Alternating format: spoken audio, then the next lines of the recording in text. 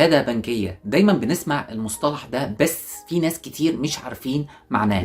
الشهادة البنكية هي عبارة عن ان انت بتحط مبلغ معين في البنك، والبنك بيديك فايدة ثابتة او متغيرة كل شهر او كل 3 شهور او كل 6 شهور على حسب اتفاقك مع البنك. طيب الشهادات دي بتتراوح نسبتها على حسب سياسة البنك المركزي. احيانا كانت بتبقى 11%، ساعات بتكون 12 او 13 ووصلت ل 18، لكن في فترة تصوير الفيديو حاليا 16. طب اعلى شهادات في مصر هي ايه؟ هي شهادات القمة في بنك مصر وشهادات البلاتينية في البنك الاهلي ومدتهم 3 سنين.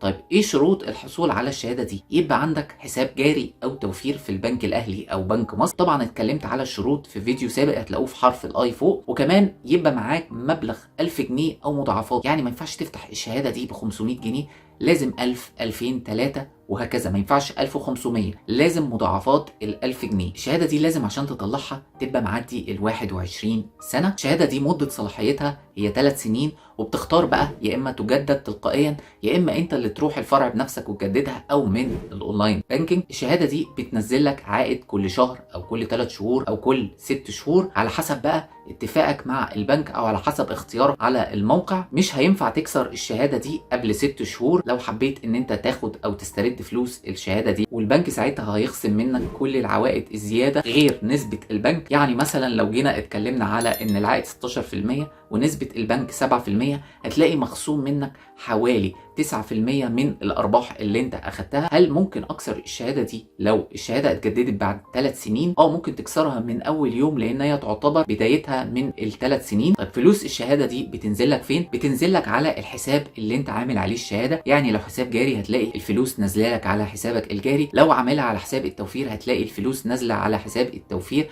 وتقدر تسحبها من اول يوم تنزل لك فيه. احتساب العائد بيتم من اليوم التالي للشراء، يعني مثلا لو اشتريتها يوم 1 في الشهر هتبتدي تتحسب من تاني يوم اللي هو يوم 2. طب لو انت شاريها يوم خميس وده كان يوم 1، ساعتها ان يوم الاحد هو اللي هيعتبر بداية الشهادة اللي هو يوم 4، ويوم 4 الشهر اللي بعده او كمان 3 شهور هينزل لك العائد بتاع الشهادة دي. وطبعا الشهادات انواع، في منها عائد ثابت وفي منها عائد متغير بيتغير على حسب البنك المركزي على او نزل الفايده. لو في اي حد عنده اي سؤال يتفضل يكتبه في الكومنتات. شكرا جدا يا جماعه لحسن استماعكم. السلام عليكم ورحمه الله وبركاته.